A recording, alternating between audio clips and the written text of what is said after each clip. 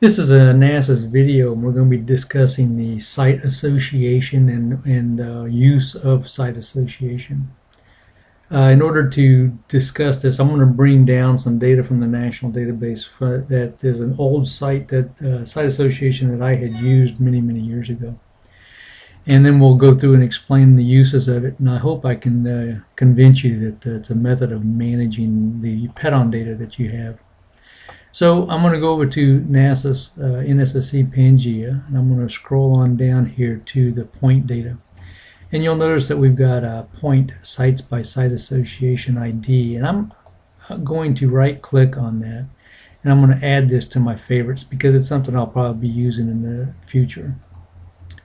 So now that I've got it set on my favorites, I'm going to run this as a national, and I'm going to go to the national database and try to grab some data. So I'm going to click on site association as my target table.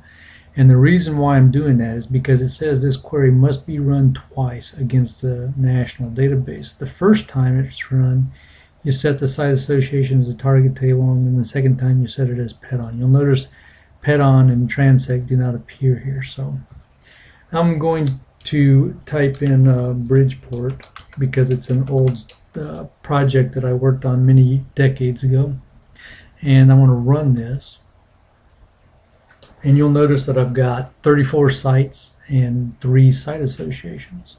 So let's go over here and look at site associations because I'm not expecting that many. Well, okay, there's MLRA 105 Bridgeport Terrace that somebody in Wisconsin, Shauna in Wisconsin, has her name on it.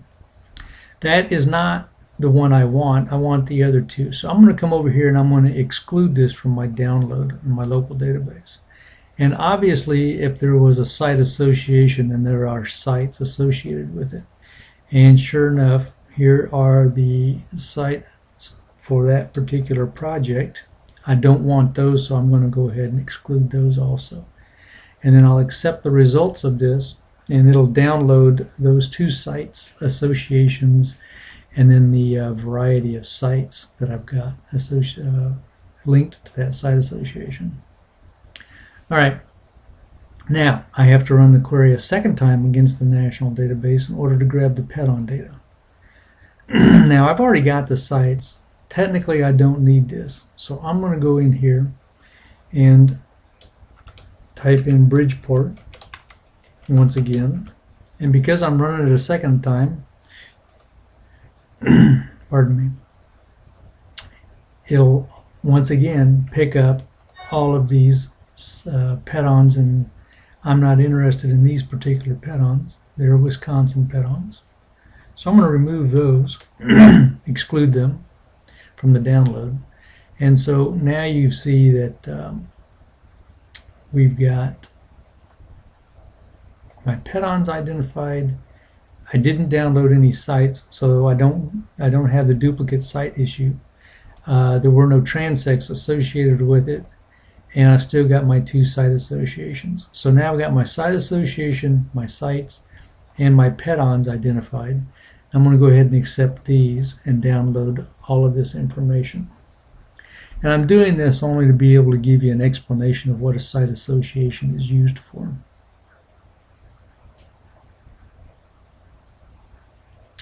Okay, we now have this in our local database.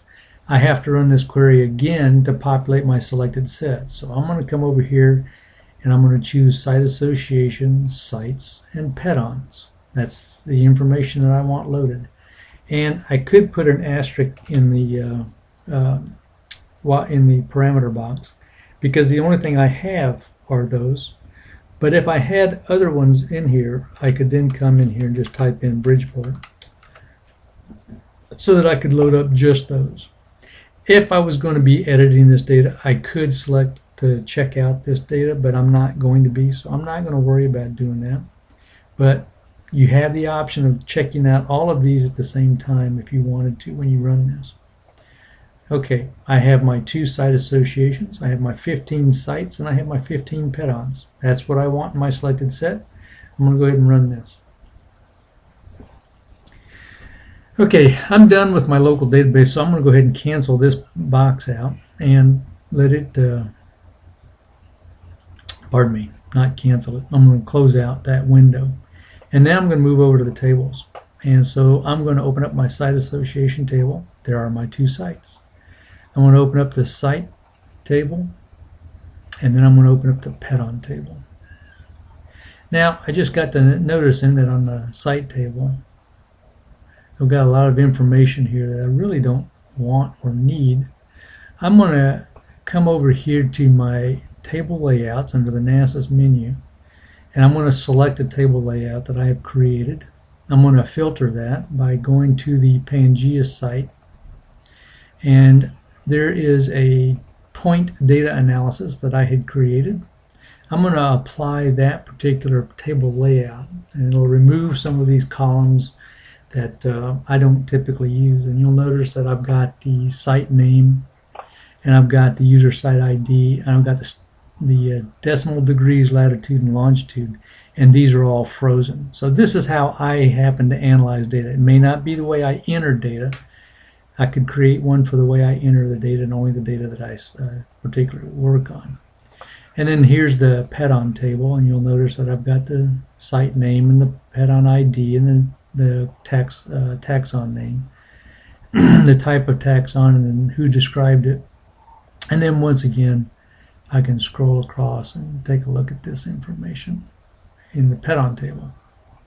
Now, why am I discussing all of this with a site association? Well, a site association, here is the list of all of the sites that were associated with that particular sampling study that was done back in 2002, I think is when it was. And so we wanted to be able to group all of these together so that they could be easily referenced whenever we wanted to look at all these sites and all the pet-ons at one time. So what happens is you come in here and you identify those particular sites that you're wanting to associate with one another, and you grab those sites, and then you come over here and you copy the selected rows, and then come over to the site association table, and for the benefit of the video, we're going to say that this is the Nasis video on site association, and this is what I'm going to name it. And then we'll come down here, and remember the record does not get saved to the local database until you move outside of this record. Not outside of the cell, but outside the record. So if I come down here to the site association site table, see it says not yet updated. And now it has been, because I moved off of that record. And that's important to remember. Now I come down into the site association table, and you'll notice that this is the only icon, the paste rows is the only icon populated. So I click on paste, and now I've got all of my sites associated with this particular site association. So now in the future, if I want to load up my project on, let's say it's a sampling locations, or it could be a crop yield study, it could be a cover crop study, it could be any type of study that you're dealing with, pet-on data that you've collected. And then you've got the ability to capture those as an associated set of sites and be able to load those up in the future and manage those as a site association site. Well, since I really don't need this, I was only doing that. I'm going to come back over here and I'm going to mark that for deletion because I really don't want to keep this cluttered up in the national database. Now, under the sites, you already know that you're going to come in and enter a user site ID. And then once the user site ID is populated, then you come in and you set the observation date. And that's in the site observation table. And this is where you go in and put the date that you actually described it, or the date that you actually entered that particular pet-on description. And then once you've got the site table populated and the site observation table populated, then you can come over to the pet-on table, and then in the pet-on table you can then begin entering your pet-on information. And of course the pet-on information is linked to the site records for the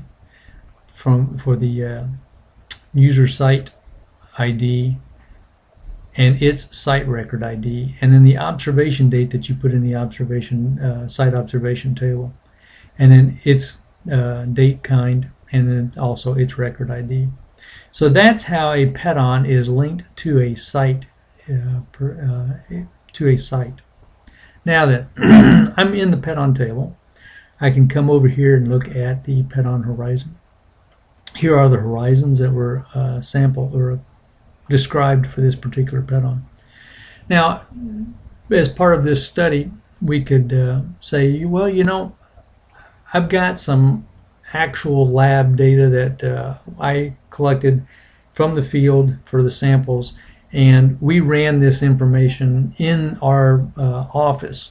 So you could come over here and say, let's go over to the, oh, pardon me, that's for the BZ1. I want to look at the lab results that we populated for that particular set of information. And so as you look at this, you see that you've got a variety of lab results that are can be commonly completed in the lab field. So you can see that we've got a calcium carbonate equivalent measured of 4 in the field, and so we've got that populated here. Now then, that's one way, but what if my sample, my analysis is not in this particular table? How else can I capture that information? Well, you'll notice that we've got here a field measured property table, and this is where you can come in here, and I'm going to check this particular record out so I can open some information in this. So I'm going to come up here and I'm going to check out this selected tree. And now that it's checked out, I can come back in here and notice that I now have the ability. And so I can say organic matter content. And because this name is what you're using, let's say you've got a specific type of oven that you're collecting the that you're going to burn off the organic carbon, and then you're going to back calculate the organic matter content. You've chosen to use the name organic matter content. Therefore, wherever you enter that organic matter content information, make sure that the name is always the same. The common mantra you'll hear me talk about is a database lives or dies based on the consistency in which the data is populated. And this is a free-form field, and you need to make sure that if you type it organic matter content this way, this time, you always do it that way every time. And let's say that it was a 3%, and then the unit of measure is percent. So I've now have the ability to capture a field measured property, and I can go back and capture that time and time again. So this gives you an opportunity. You'll notice that we're using a site association to group our sites and be able to pull them up at any given time. And of course the sites have to be done before you can link it to a PET-ON. And now in a PET-ON, you have the ability to put in your lab measured properties, or you can do a field measured property and just be consistent in the way you apply that particular name, that particular value, and that particular unit of measurement. Consistency is important. All right, let's say I've got a study that we're dealing with cover kinds, and we're dealing with a cover crop, and we're measuring the organic matter content on a basis time and time and time again, and we're only looking at the surface 25 centimeters. So you can see that we've got 3 horizons here that we could probably be measuring this, and we would be putting in organic matter content. Now you got some issues that you got to decide the importance of this on. This is a study that you may want to go back. Would you go back every year? Okay, yeah, we are going to go back every year. Yes, we are going to collect samples every year.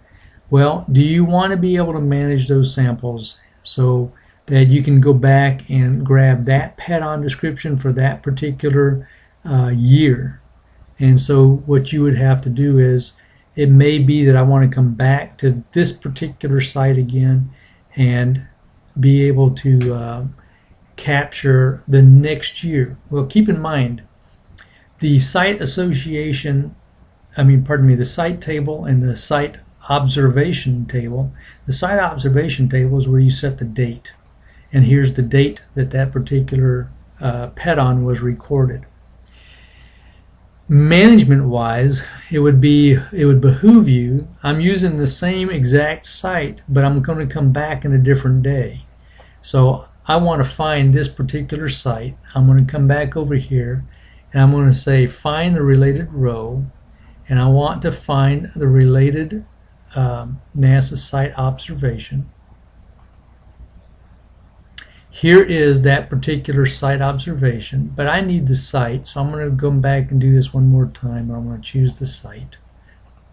And now here is my site that I've identified. This is the KSSL site. Granted, you guys don't have permissions on this. I do. Don't worry about that. But I want to come back in here in the next year. And so I'm going to check this record out.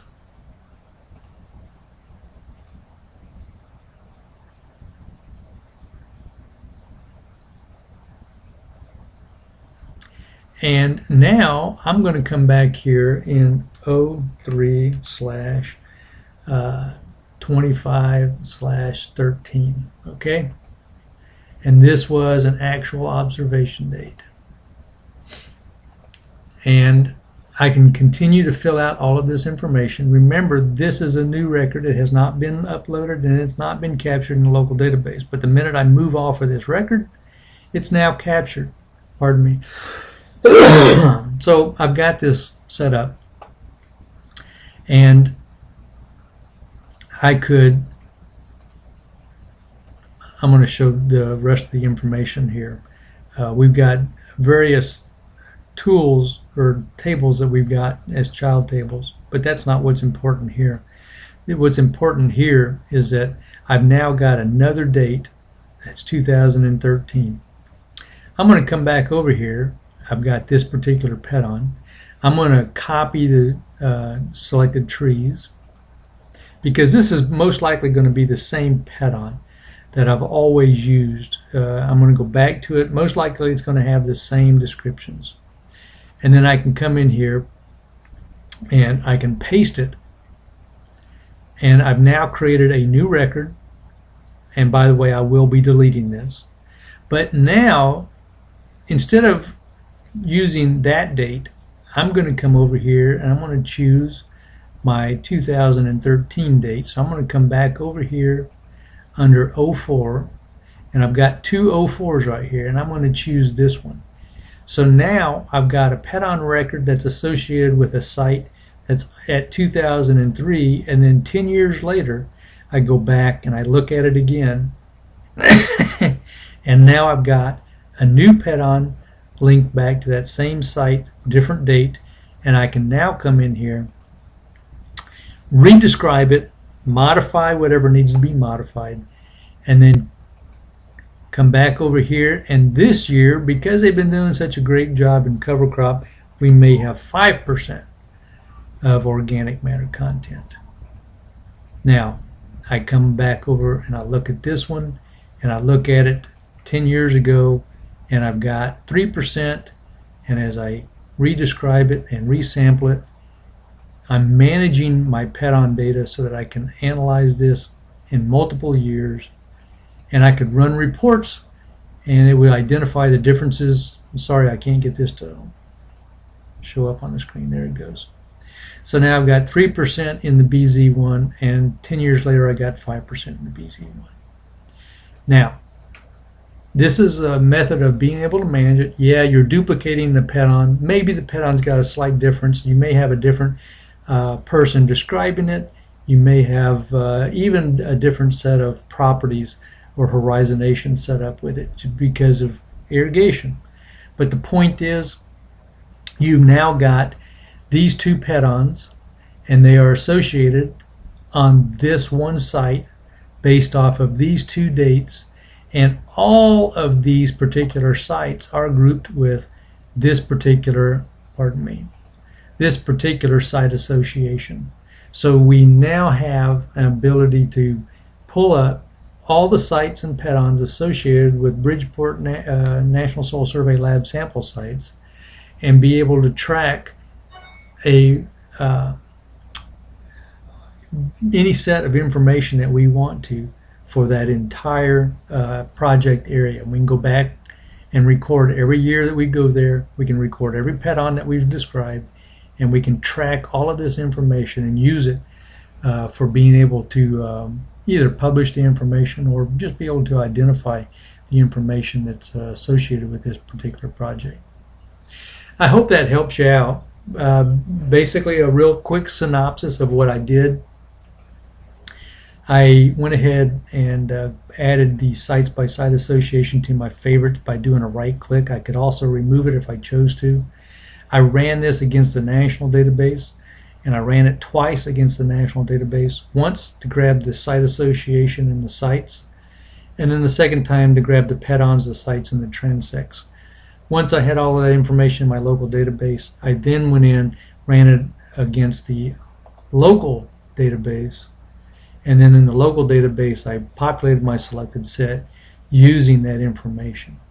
And then what I did was I explained to you how these particular site associations are developed. The first thing you do is you enter your site information, you enter your pedons, and you finish all of your pedon, your point data for that particular study. And then all you do is you highlight the records, the site records that you want. You copy the rows of those. You come back over to the site association. You enter a name, and then you drop down into the site association site table, and then you paste that information into the site association table. And you've now got one particular record that you can query on to grab all your sites and all your pedons. And then we discussed the ability to track changes in our data as we go forth in the future. And in this instance, I didn't have organic matter content in my lab results table, so I went into my pedon horizon field measured property table and populated it there. And then once I was done with that, I could then come in here and maintain a record of every sample in that particular horizon. Remember, consistency is a key. Then what I said was 10 years later we came back. I want to use that same site, but I want to update the pedon information. So I chose to do that, and the way I did that was I went back over to the site table and I added a new date record for that particular site, came back over to the pedon. I copied the pedon as a shortcut, added the information that I needed to edit, and then added the new value for the organic matter content. And the way I link that is by using the date field. And once again, this is a 2013 date, this is the 2003 date.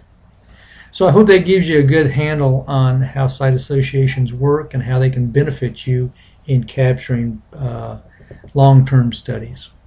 Thank you for your attention. If you need any other videos, let me know.